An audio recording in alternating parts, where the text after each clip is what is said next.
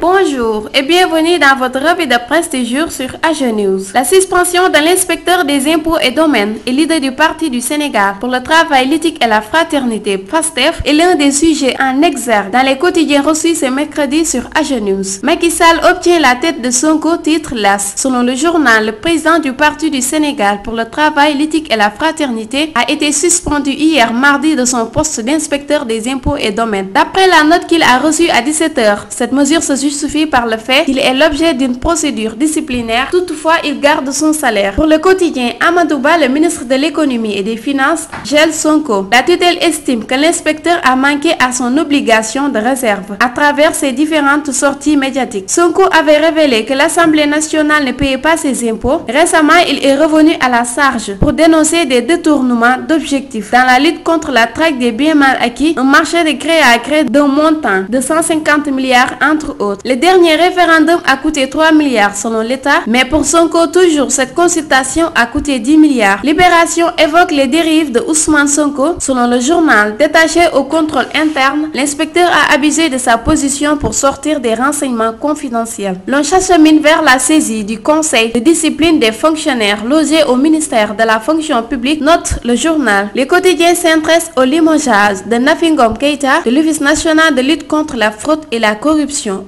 Elle est remplacée par Seynabou Ndiaye Diakhaté. L'opposition soutient Nafi selon Sud Quotidien. Le limogeage de Nafi Ngom Keïta n'est pas du goût de l'opposition. Le Front pour la défense de la République exige même l'annulation du décret la destituant. Du côté de la société civile, on se pose notamment la question sur la volonté réelle du président de la République de lutter contre la corruption. Écrit Sud. C'était tout pour votre revue de presse. Merci et à bientôt.